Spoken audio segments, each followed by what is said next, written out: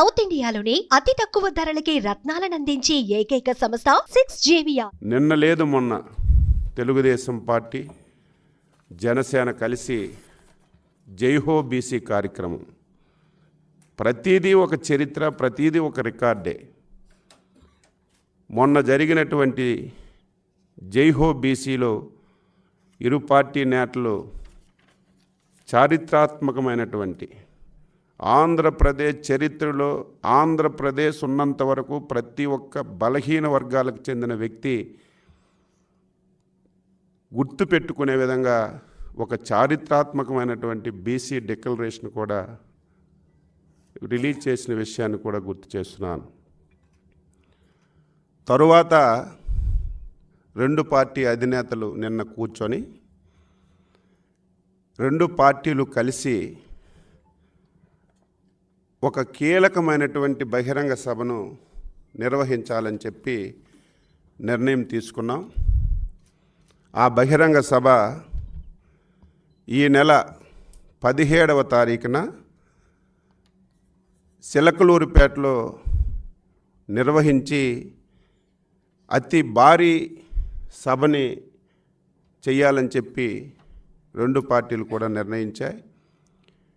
ఆంధ్రప్రదేశ్ చరిత్రలో రేపు 17వ తారీఖు జరుగుతున్నటువంటి ఉమ్మడి సభ రాజకీయ చరిత్రలో మరొక చారిత్రాత్మకమైనటువంటి ఘట్టానికి ఒక వేదిక అవుతుందని చెప్పి ఈ సందర్భంగా తెలియచేస్తున్నాను. ఆ సభలో సూపర్ 6కి సంబంధించి కీలకమైనటువంటి ప్రకటన చేయబోతున్నాం.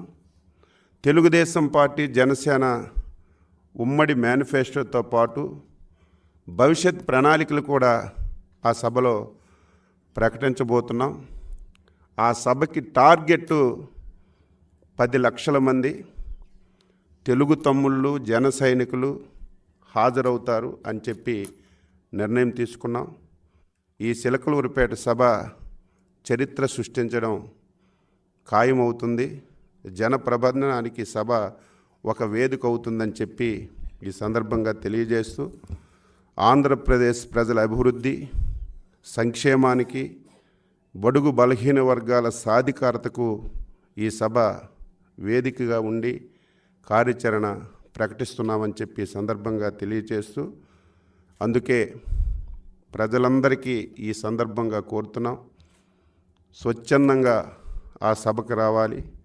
తెలుగుదేశం పార్టీ జనసేన శ్రేణులకి విజ్ఞప్తి చేస్తున్నాం, రండి, కదలి రండి, చిలకలూరిపేట జరుగుతున్నటువంటి చారిత్రాత్మకమైనటువంటి ఘట్టంలో భాగస్వామ్యం కావాలని ఈ సందర్భంగా తెలియచేస్తూ తెలుగుదేశం పార్టీ జనసేన ఏదైతే మొన్న బీసీ డిక్లరేషన్ ఇచ్చామో అది సుమారుగా 2000 గ్రామాల్లో ఒక నెల రోజుల్లోనే 2000 గ్రామాల్లో తెలుగుదేశం జనసేన కలిసి ఆ డిక్లరేషన్ని తీసుకెళ్లాలని చెప్పి కూడా ఒక నిర్ణయం చేశామని చెప్పి ఈ సందర్భంగా తెలియచేస్తూ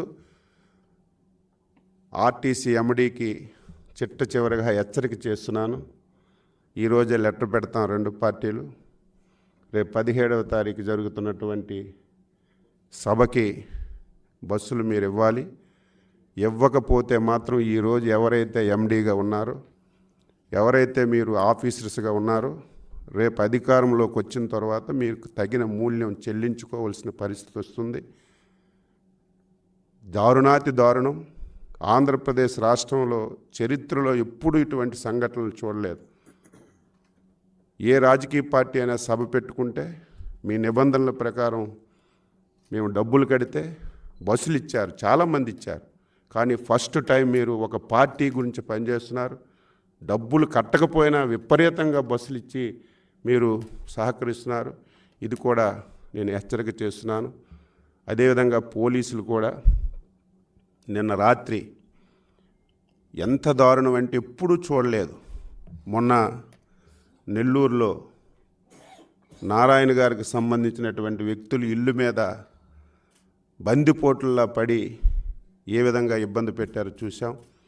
నిన్న మా జన సైనికులు ఇంట్ల మీద పడి తనిఖీలు చేసి మీకు ఎవరిచ్చారు హక్కు, ఎప్పుడైనా రాష్ట్రంలో ఇటువంటి పరిస్థితులు ఉన్నాయా? కొత్తగా మనం చూస్తున్నాం. పోలీసులకు కూడా హెచ్చరిక చేస్తున్నాం. ఏదో ఒక సైకో ముఖ్యమంత్రి చెప్పాడని గుడ్డెద్దు చేనులో పడినట్టుగా వాళ్ళు ఏది చెప్తే చేస్తున్నారు మీరు. ఇది చాలా దారుణం. నిన్న ఏదైతే జన సైనికుల ఇల్లు మీద పోలీసులు అర్ధరాత్రి వెళ్ళి ఈ రకంగా ప్రవర్తించారో దీన్ని తెలుగుదేశం జనసేన తీవ్రంగా ఖండిస్తుంది. దీని మీద కూడా అవసరమైతే లీగల్గా ముందుకెళ్ళడానికి కూడా నిర్ణయం చేశామని చెప్పి ఈ సందర్భంగా తెలియచేస్తూ, చివరగా 4 రోజుల నుంచి ఎవరైతే సోషల్ మీడియా నిర్వహిస్తున్నటువంటి తెలుగుదేశం జనసేన కార్యకర్తలకి పోలీసులు విపరీతంగా ఫోన్లు చేస్తున్నారు. పోలీస్ స్టేషన్కి రండి, మీ మీద బైండ్ వార్ కేసులు మేము కడతామని చెప్పి చాలామంది కార్యకర్తలకి బెదిరింపులు వస్తున్నాయి. కార్యకర్తలందరికీ, జన సైనికులకి, తెలుగుదేశం పార్టీ కార్యకర్తలకి ఒకటే కోరుతున్నాం, మీరు ఎవ్వరు ఫోన్ చేసినా వెళ్ళవలసినటువంటి అవసరం లేదు. అటువంటి ఫోన్ కాల్స్ ఎక్కడికి వచ్చినా, ఎవరికి వచ్చినా సరే స్పందించవలసినటువంటి అవసరం లేదని ఈ సందర్భంగా మీకు తెలియచేస్తున్నాను.